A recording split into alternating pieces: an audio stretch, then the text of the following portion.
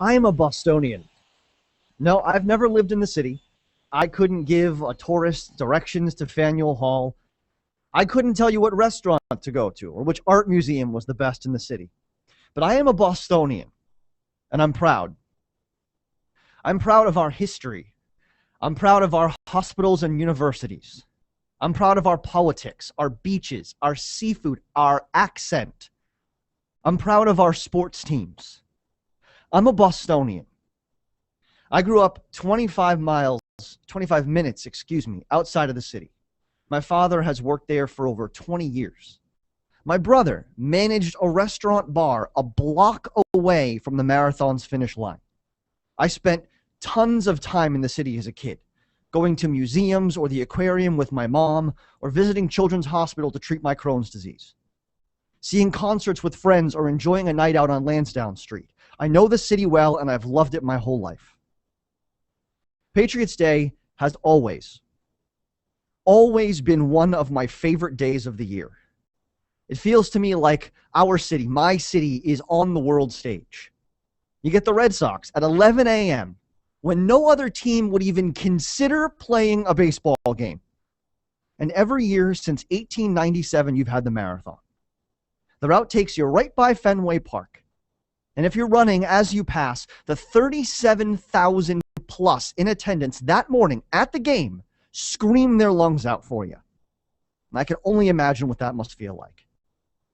It's a day where all eyes are on sports. Not in that my team is better than your team kind of way. It's more like a look what we can accomplish sort of thing. 27,000 people ran the marathon on Monday morning. 27,000 different stories.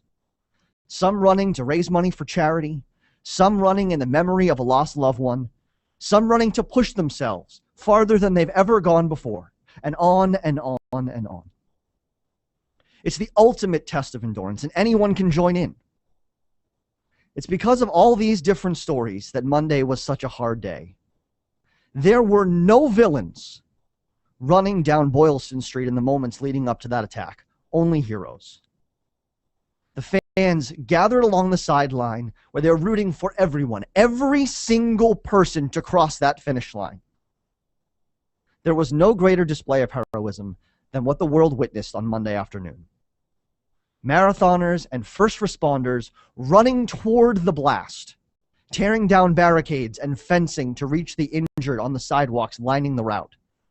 These people, without concern for their own safety, tearing off their own shirts to make tourniquets in the hope that they could help save someone, anyone, that had suffered a terrible injury. What amazes me are the numbers. Nearly 200 people were hurt on Monday afternoon, and while any loss of life is unbearable, the fact that we only had 3 casualties speaks to the incredible and selfless effort of the medical personnel in Boston who worked through the night to stabilize as many people as they possibly could. And I realize we're not out of the woods yet.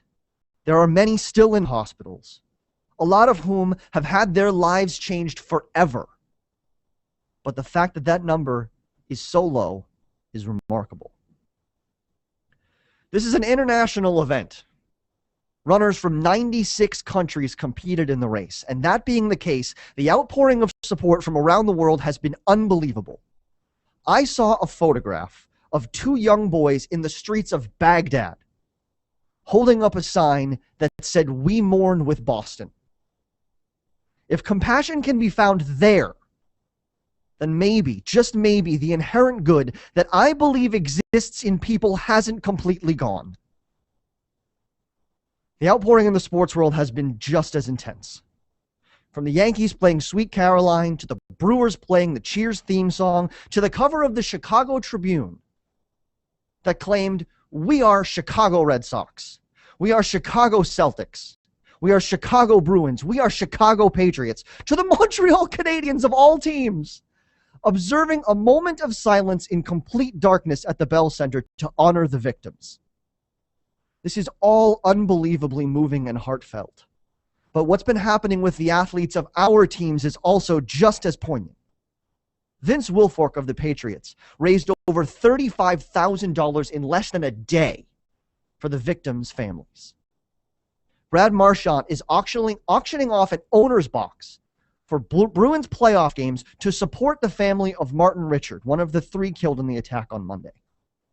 There have been tweets of support and Facebook posts pledging donations, and there has been winning. The Red Sox, who finished playing on Patriots Day about an hour before the bombs went off on Boylston Street, have yet to lose a game since that day. The Sox are on the road in Cleveland visiting a familiar face, and while they're away from the Fens, their thoughts and hearts are with the people of Boston. They play now to take our minds off of this terrible tragedy, but they might actually be playing for something larger. The people of Boston are resilient.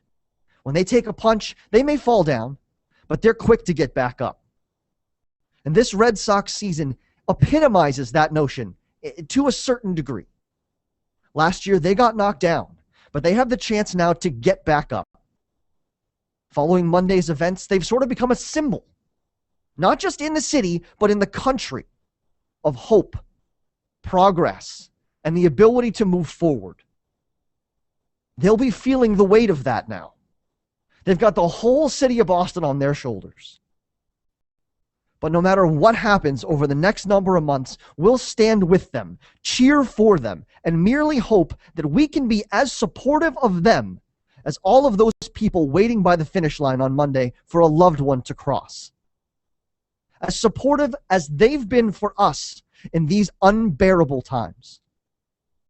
Because we are Bostonians, and we are proud.